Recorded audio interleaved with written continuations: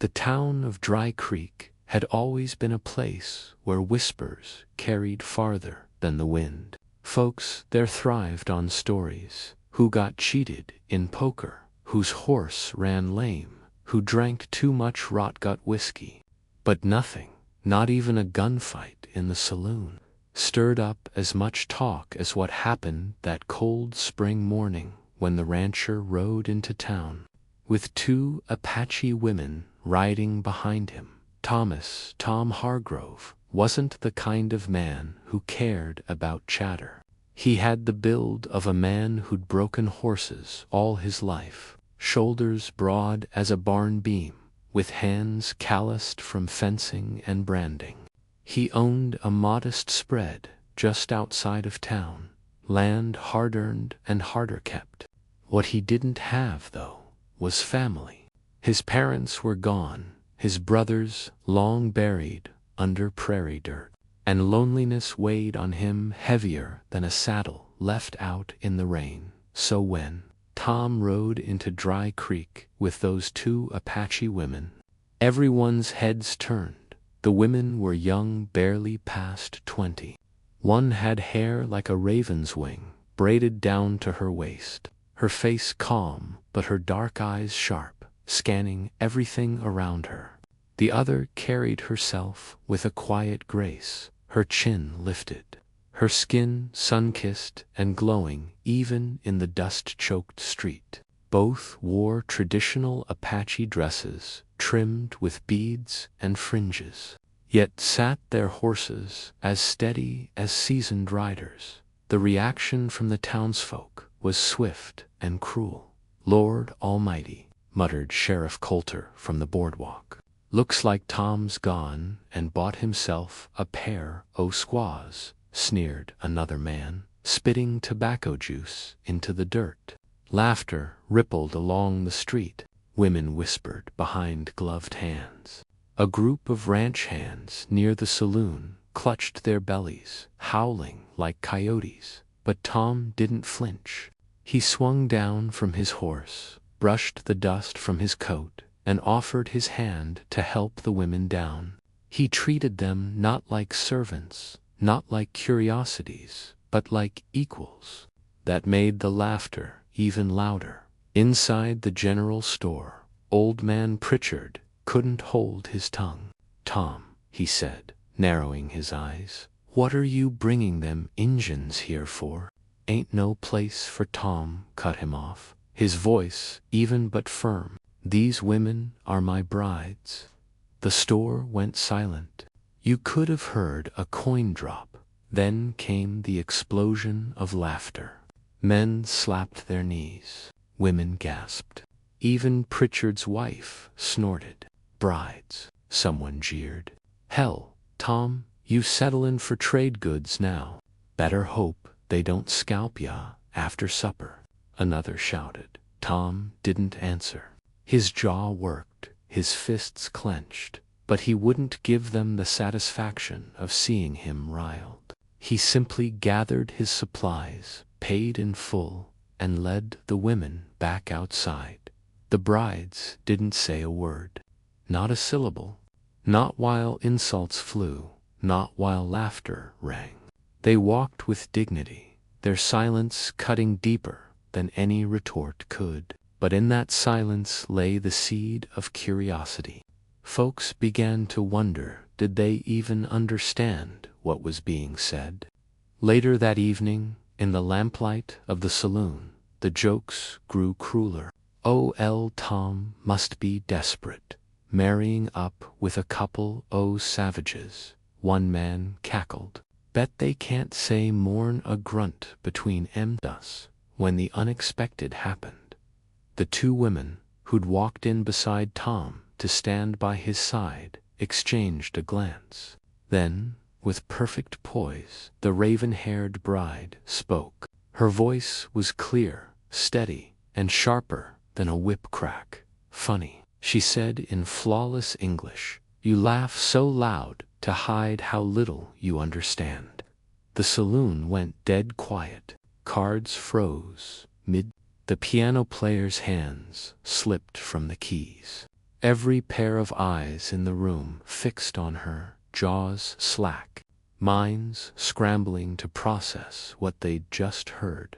Then the other bride added, her tone smooth as silk, "We speak better English than most of you drunken fools." The laughter died like a snuffed-out candle. The mockery drained from their faces, replaced with stunned silence. For the first time, the people of Dry Creek realized that perhaps these women weren't what they seemed, and that Tom Hargrove's story had only just begun.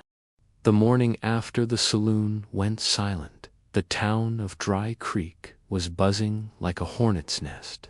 Word traveled faster than a runaway horse. The ranchers' Apache brides spoke English, not just broken words, not a halting attempt, but smooth, sharp English that cut through the smoky saloon like a knife.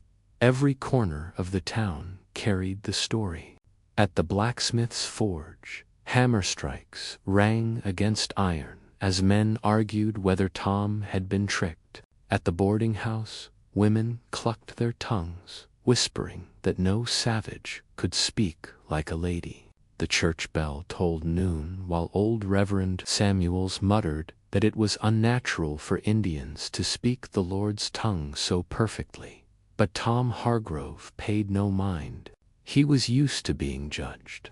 What he wasn't used to was company at his ranch, the laughter of women in his kitchen, the sound of soft voices mixing with the creak of floorboards.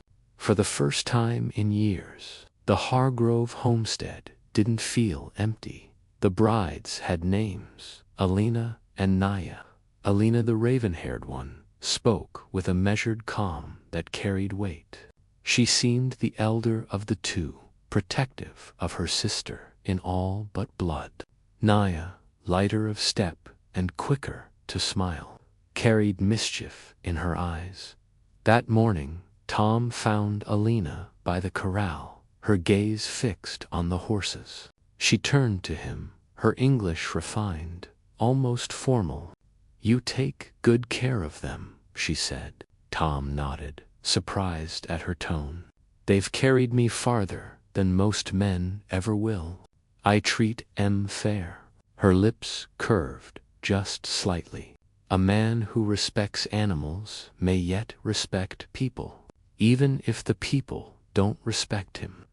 Tom wasn't sure if that was meant as comfort or warning. Meanwhile, in town, trouble was brewing. Inside the saloon, Sheriff Coulter leaned on the bar, speaking low to a half-circle of ranch hands. "I don't like it," the sheriff muttered. "An Apache can't just stroll in here, talk like one o' us, and expect peace. It ain't natural. It ain't safe." "Safe," barked Clay Turlow, a mean-eyed cattleman. "Hell, Sheriff, it's an insult.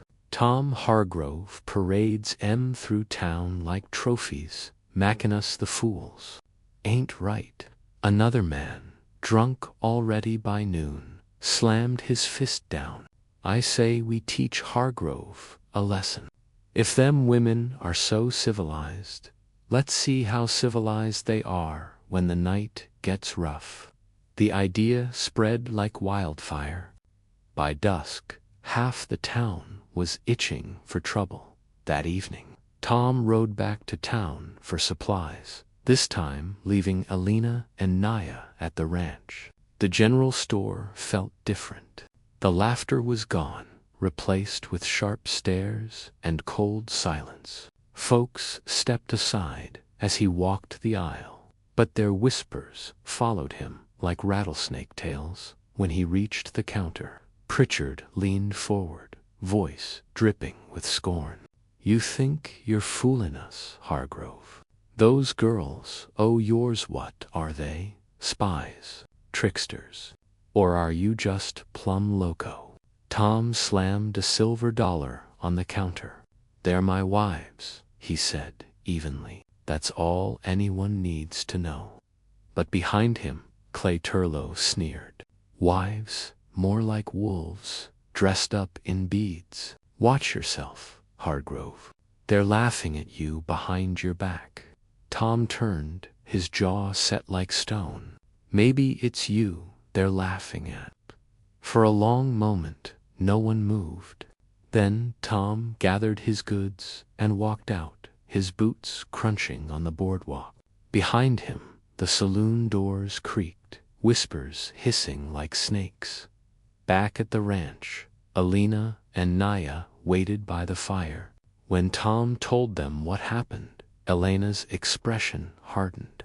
They will not forgive what they fear, she said quietly. And they fear us, Naya added, softer. Fear makes men dangerous. Tom sat heavy in his chair, staring into the flames.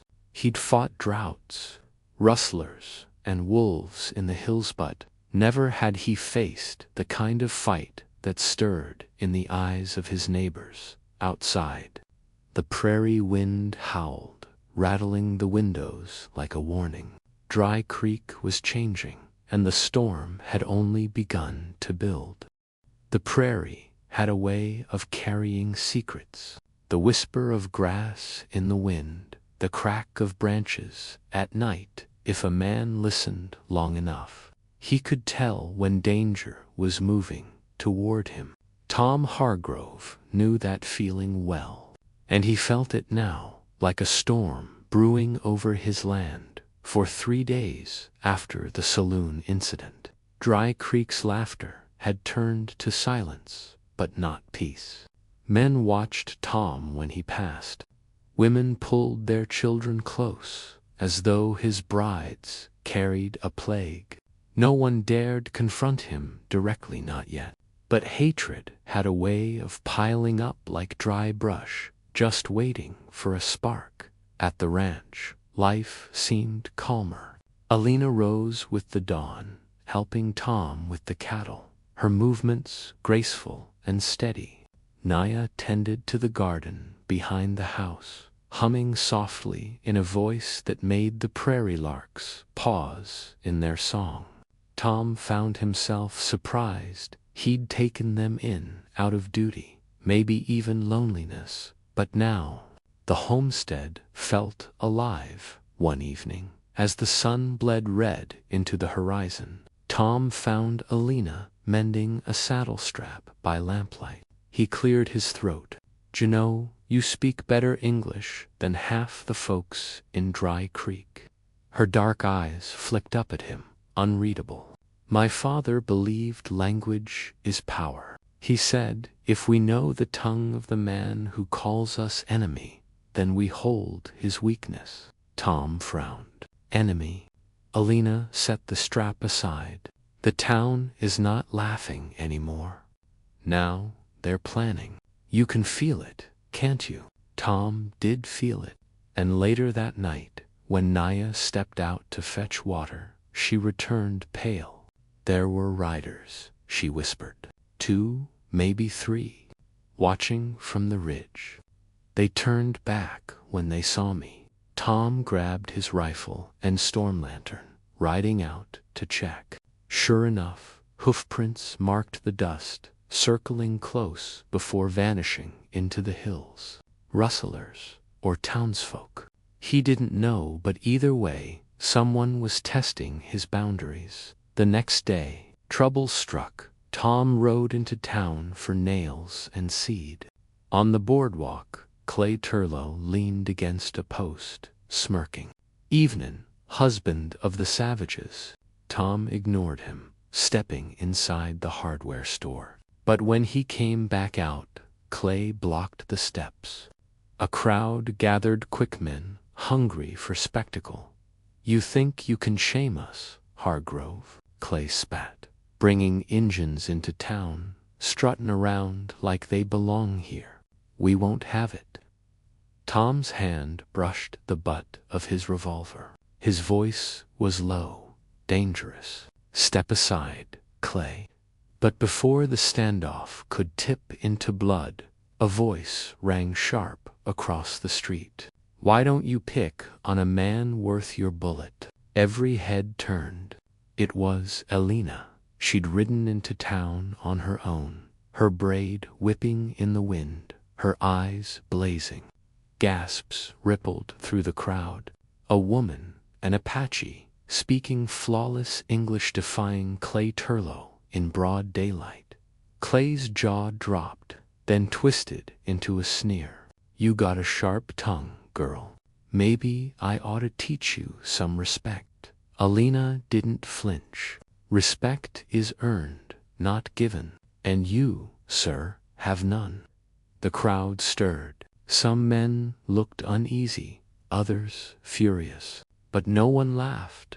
For the first time, the people of Dry Creek saw Alina not as a curiosity, not as a savage, but as a woman who could stand toe-to-toe with any of them. Tom stepped beside her, his rifle slung across his shoulder, and the moment broke. Clay spat in the dust, muttered something foul, and stormed off. The crowd dissolved in whispers. That night, around the fire at the ranch, Naya teased her sister. "You spoke like a chief in council. Did you see their faces? They didn't know whether to hang you or worship you." Alina allowed herself the faintest smile. Fear can be a weapon. Sometimes it's sharper than steel. Tom listened quietly, but his thoughts were heavy. The storm he'd felt was closer now, sparks flying faster. He knew the prairie's rule: where there was dry brush and fire, something was bound to burn, and when it did, blood would follow. The prairie was black as coal that night, the kind of darkness that pressed in like a heavy blanket. Tom Hargrove sat on the porch of his ranch house, rifle resting across his knees, listening to the restless silence. Alina and Naya were inside, the faint glow of lamplight spilling through the window. For hours, only the wind moved. But then came the sound, hoofbeats, slow, deliberate, carrying on the night air like a drumbeat of warning. Tom rose, eyes narrowing toward the ridge. Shadows appeared against the stars, 3, then 5, then more. Riders, he counted at least 8 men, torches burning in their fists. The night riders had come. Inside the cabin, Alina felt it too. She stepped to the door, her face calm, though her eyes burned like embers. "They come with fire," she said, "and hate." Naya's voice trembled, but she did not waver. "Then let them see we are not afraid." Tom clenched his jaw. "Stay inside, bolt the door. If they mean trouble, it's me they're after." But Alina shook her head. "No, Tom Hargrove. It is us they fear, and it is us they hate. If we hide, we give them victory." The hoofbeats drew closer. Torches lit the night, casting dancing shadows across the prairie grass. The men reined in just short of the corral, forming a half-circle. At their head sat Clay Turlough, his grin gleaming in the firelight. "Well now," Clay drawled, his voice carrying across the yard, "we came for a little visit. Thought we'd remind you, Hargrove, this here's white man's land. Ain't no place for Apache brides to play house." The men behind him jeered, torches waving. Tom stepped off the porch, rifle in hand. His boots crunched in the dirt, his voice steady. "This is my land, my home. You set one fire, you cross one fence, and you'll meet your maker before sunrise." Clay laughed, but there was no humor in it. "You think we're scared of you, Tom. You're one man, we're 10. The front door creaked open. Alina and Naya stepped out, side by side.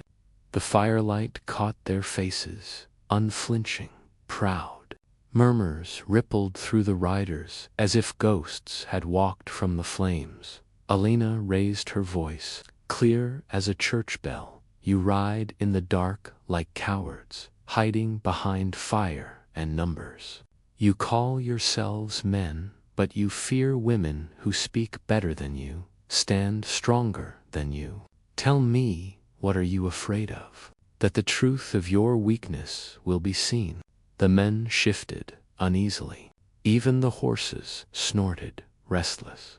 Naya stepped forward, her voice softer but sharp enough to cut. You say this land is yours. Yet it was hours long before your boots touched the grass. You burn what you cannot own. You kill what you cannot understand. For a long, taut moment, no one moved. Then Clay snarled, torch lifting higher. Enough. Let's show 'em what happens when Injuns forget their place. He spurred his horse forward, but before he could strike, Tom leveled his rifle, the barrel gleaming in the firelight. One more step, Clay, and you're a dead man. The standoff stretched thin as a wire. Riders shifted nervously. Some muttered about the law. Others cursed under their breath. Clay glared, but he saw something in Tom's eyes, a promise, cold and unshakable. Finally, he spat into the dirt.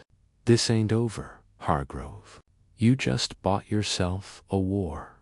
He wheeled his horse around, the riders retreating into the black. Torches winked out one by one, swallowed by the night. On the porch, Tom lowered his rifle. His hands were steady, but his chest burned with dread. They'll be back, he muttered. Alina nodded. Yes, and next time they will come for blood. Naya looked between them, fear in her eyes. Then what do we do? Elena's gaze never wavered from the dark horizon. We prepare. For fire is not the only weapon. Words can wound. Truth can disarm. But when the time comes, steel must answer steel. The prairie wind picked up, carrying with it the scent of smoke, not from the riders, but from the storm waiting to ignite. And in that moment, Tom knew Dry Creek's fate had shifted. Whatever came next, it would not be settled with laughter or whispers. It would be written in fire and blood. The morning after the night riders came, Dry Creek woke uneasy. The riders had vanished back into the hills, but their torches left more than smoke, they left fear. Folks who hadn't even been there whispered about it anyway. By noon, half the town was buzzing that Tom Hargrove had pulled a rifle on Clay. By sundown, the whispers turned to predictions. There's gonna be killing before this is over. Tom spent the day checking fences, setting his cattle closer to the homestead, and keeping his rifle never more than an arm's reach away. But even as he worked, he couldn't shake Elena's words. They will come for blood. Inside, Naya stitched torn shirts by the fire, humming a tune her mother once sang. When Tom stepped in, she looked up with a sad smile. You guard the land like it's your child, she said. Tom shrugged, hanging his hat. A man's land is all he's got. Naya's gaze softened. Land can be lost and found again, but people. She let the words trail off, her hands tightening around the fabric. Alina entered then, carrying a bucket of water from the well.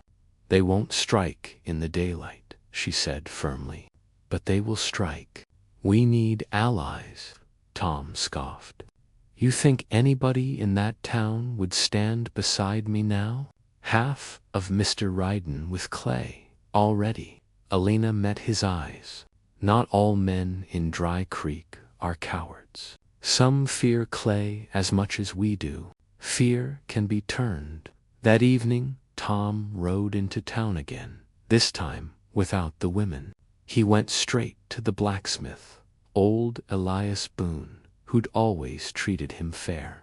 The sparks of iron glowed against Boone's weathered face as Tom spoke. They're planning something, Tom said. I need to know if it's the whole town or just Clay's men. Boone hammered a hot shoe, sweat glistening on his brow. Clay's loud, and men follow loud voices. But there's plenty who think he's gone too far. They just don't speak 'cause they know Clay'll put a bullet in M. If they do, will you stand with me? Tom asked. Boone shook his head sadly. I've got a wife and 2 boys. I can't put their necks under Clay's rope. But he leaned closer, lowering his voice. If it comes to it, there's others who might stand in the shadows. You just gotta last long enough for folks to grow a spine. It wasn't much comfort, but it was something. Trouble came quicker than Tom expected the next afternoon. While Alina and Naya tended the garden, shots cracked across the prairie. Bullets kicked up dust at their feet.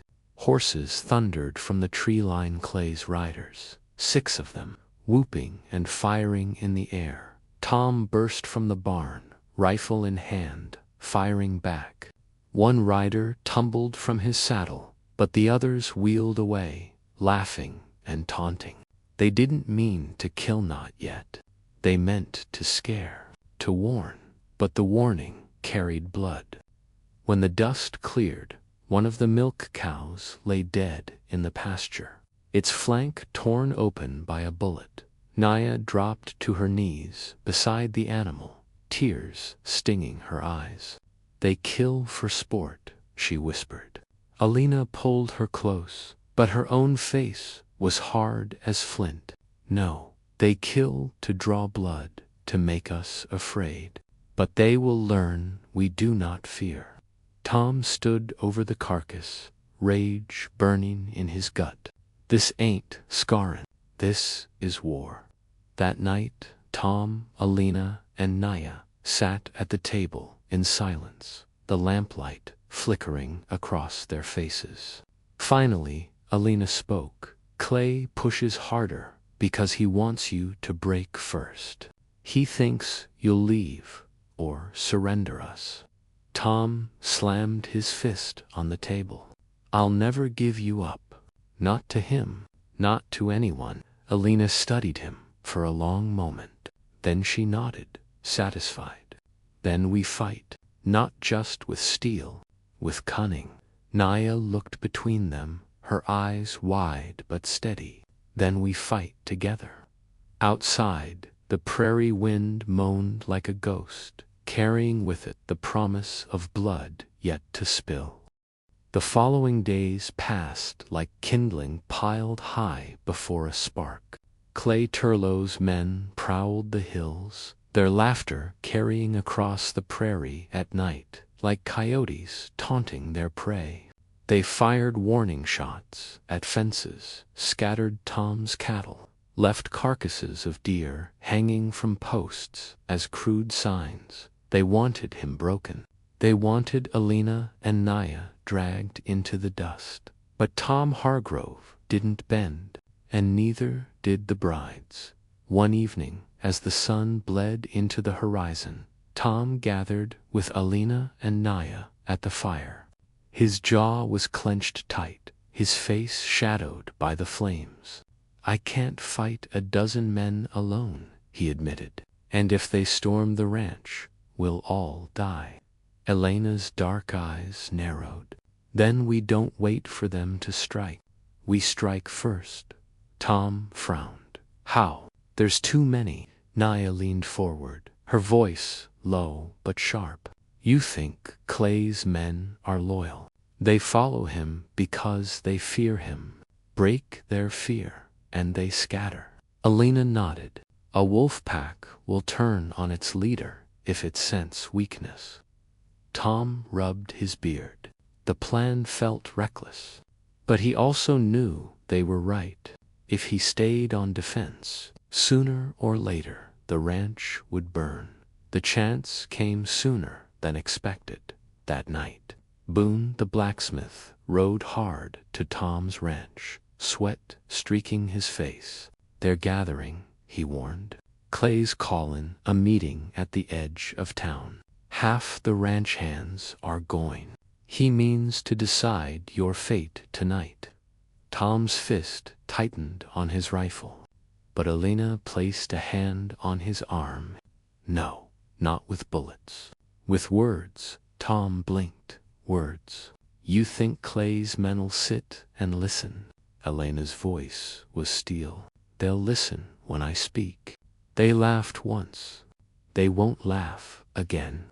The prairie was lit by lanterns and torches when Tom, Alina, and Naya arrived at the meeting ground. A rough circle of men stood in the dust, rifles slung, whiskey flasks passing hand to hand. At the center stood Clay Turlow, his chest puffed like a rooster in the yard, when he saw Tom stride into the circle with the two women beside him. His grin turned wicked. Well, well, look who crawled out o' his hole. You brought the squaws to. Brave of you, Hargrove. Foolish, but brave. The men chuckled darkly. Before Tom could speak, Alina stepped forward. She stood tall, her braid gleaming in the torchlight, her face calm but burning with pride. Clay Turlow, she said, her voice ringing clear. You claim to speak for this town. You claim to be a man. Yet you sneak like thieves in the night, set fire to fences, kill beasts, but not men. That is not courage. That is cowardice. The laughter faltered. Murmurs stirred. Some men shifted uneasily. Clay's face darkened. Watch your tongue, woman. But Alina did not flinch. She raised her voice. You fear me because I speak your language better than you. You fear us because we are not weak, not broken, not silent. But what you fear most is the truth. You ride under a coward, and a coward cannot lead. The crowd stirred louder now. Boone, standing at the edge, watched closely as men exchanged looks. Clay barked angrily, but doubt was spreading like cracks in ice. Naya stepped forward, her voice softer but piercing. We are not here to take your land. We are not here to shame you. But if you spill blood on the prairie, that blood will stain all of you. And when your sons ask what you did, will you tell them you killed women for speaking too well, or men for defending their homes? The silence that followed was heavy, suffocating. Clay's hand went to his revolver, his fury boiling over. Enough of this, he shouted. You fools, gonna listen to savages or to me? For a moment, the circle teetered between violence and reason, between Clay's rage and the truth the women spoke. The men looked at him, then at each other, their loyalty wavering.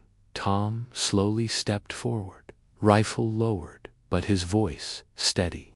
I ain't askin' for your pity. I ain't askin' for your friendship. But I'll tell you this, if Clay Turlow comes for my land, for my wives, then he'll be meeting God before the sun rises, and any man ridden with him will follow.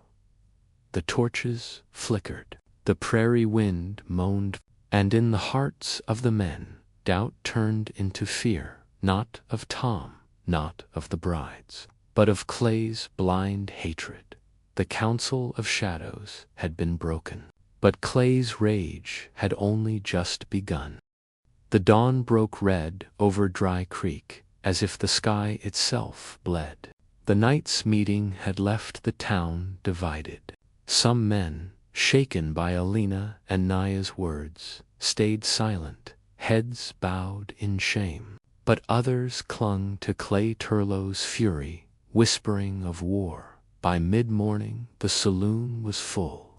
Clay slammed his fist on the poker table, rattling glasses. They shame us in front of our own men, he barked. A rancher and his 2 Indian wives spitting on our pride.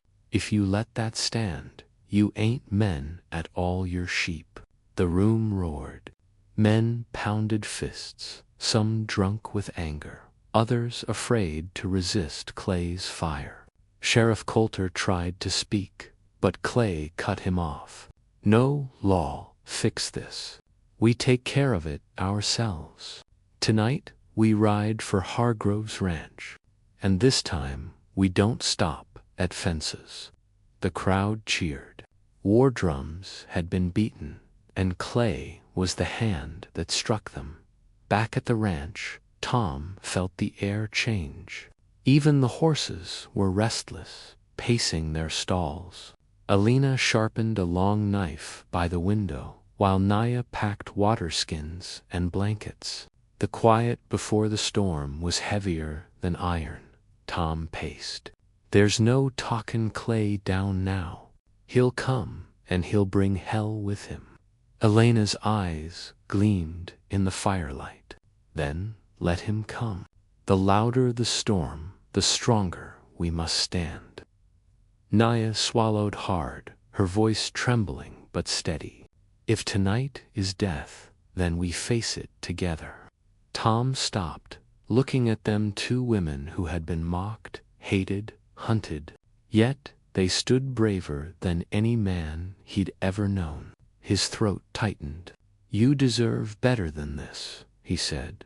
Elena shook her head. We chose this. You gave us respect when no one else would. Tonight we give you the same. The sun sank, and with it came the riders.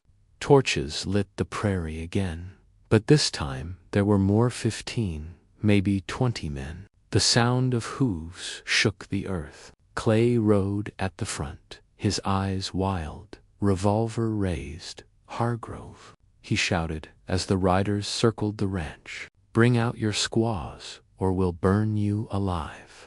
Tom stood on the porch, rifle steady in his hands. Alina and Naya stepped beside him, fearless. Their silhouettes glowed against the firelight, like figures carved from stone. You want blood, Tom shouted. Then come, take it. The crowd roared. Shots rang out. Bullets splintered the porch beams, shattered windows. Horses screamed. Tom fired, dropping one rider clean from his saddle. Alina hurled a lantern into the dirt, flames erupting into a wall of fire that scattered the horses. Naya, calm as the moon, fired Tom's spare revolver from the window, her shot grazing Clay's hat clean off his head. Chaos exploded. Men shouted, firing wildly, but panic spread faster than lead. The brides moved with precision, Alina darting through shadows, her knife flashing when a rider dared too close, while Naya's steady hand picked her targets with uncanny calm. Clay raged, spurring his horse straight at the porch. You ain't stopping me, Hargrove, he bellowed. He raised his pistol, but before he could fire, Alina stepped forward into the torchlight. She cried, You call yourself a man, yet you bring 20 riders against one home. You are nothing but a coward. The words cracked louder than any bullet. The men froze, their rage faltering under the weight of her defiance. Some lowered their guns. Others looked at each other with shame. Clay snarled, froth at his lips. Shut your mouth. He fired, but the shot went wide. Tom's rifle barked once, the bullet slamming into the dirt at Clay's feet. This ends now, Tom growled. You leave this place, or you'll never leave at all. The crowd wavered. Fear spread like fire. Men began to back away, torches dropping into the dust. One by one, they turned their horses, muttering. The storm was breaking, but Clay stayed. His hatred was too deep. He raised his revolver again, eyes fixed on Alina. Then a shot rang out. Not from Tom, not from Alina, but from Naya, the youngest bride. hands steady, had fired from the window. Clay's pistol tumbled from his grip, his horse rearing in panic. He toppled into the dirt, clutching his bleeding arm. Howling like a wounded wolf, the riders scattered, leaving their leader broken in the dust. When the silence fell, Tom lowered his rifle, breathing hard. Elena's hand tightened on his arm. Naya stepped from the doorway, smoke curling from her pistol. The prairie was quiet again, save for Clay's groans. The storm had passed, but the war was not yet over. The night air hung heavy with gunpowder and smoke. Clay Turlough writhed in the dirt, his face pale, his arm bleeding where Naya's bullet had struck. His riders had fled into the darkness, leaving him howling like a rabid coyote. Tom lowered his rifle and walked slowly across the yard, boots crunching over broken glass and embers. Elena and Naya followed close, their shadows long against the firelit dust. "Get up, Clay," Tom said coldly. Clay spat blood and grit. You think you've won, Hargrove? You think these men'll follow a rancher and his red-skinned whores? This land'll never be yours, never." Elena stepped forward, her eyes burning like coals. "This land doesn't belong to you. It belongs to no man. It belongs to those who respect it. That's something you will never understand." Clay's laugh was hollow, crazed. He fumbled for the knife at his belt, but Tom's boot came down hard, pinning his wrist. The knife clattered into the dust. "You've had your say," Tom growled. "Now listen to mine." He leaned close, his voice sharp as barbed wire. "You came at me with hate. You mocked the women I chose as wives. You called them less than human. But they stood taller than you ever did. Tonight, the town saw the truth. You ain't a leader, Clay. You're a coward, hiding behind loud words." The men who had lingered at the edge of the fields now drifted closer, watching silently. Shame was heavy on their faces. Naya's voice rose, calm but strong. "You fear us because we speak your tongue, because we show you what you are. Weak, small, empty." Clay's eyes blazed, but there was no strength left in him. He sagged against the dirt, broken not just in body but in spirit. He looked at Tom, then at the brides. His voice was rough but honest. "I ain't proud of what we let happen. We let Clay poison this town. But I reckon tonight showed us something. We were laughing at the wrong folks." A murmur of agreement rippled through the crowd. For the first time, Tom saw something in the townsfolk's eyes he hadn't seen before. Not pity, not scorn, respect. The days that followed were quiet. Clay was hauled off, broken and bitter, no longer the tyrant he'd once been. His men scattered, too ashamed to show their faces. The ranch slowly returned to life. Cattle grazed peacefully. The prairie winds sang softer songs. But the biggest change wasn't in the land. It was in the people. Boone, the blacksmith, came one morning with lumber, saying, "Figured y'all could use a stronger fence." Others brought seed, nails, food. Slowly, the walls that had once divided them began to crumble, and at the heart of it all stood Tom, Elena, and Naya, the rancher and his Apache brides. One evening, months later, Tom sat on the porch as the sun melted into gold across the horizon. Elena rested beside him, her hand warm in his. Naya sat on the step below, braiding rope, her soft laughter mixing with the wind. Tom looked out at the land, the same land he had once thought was his alone. But now he understood. It wasn't just his, it was theirs. All of theirs. They laughed once, Tom murmured. Alina glanced at him, a faint smile curving her lips. Yes, but they do not laugh anymore. Naya looked up, her eyes calm, wise beyond her years. They hear us now, and they will never forget. The prairie stretched endlessly before them, silent and proud. And in that silence, the world seemed to bow to the truth. The rancher had not just gained 2 brides. He had gained strength, family, and a place that would never again be silenced by hate. The story of Tom Hargrove, Alina, and Naya spread across the frontier. Some called it scandal. Others called it legend. But those who truly knew whispered something else.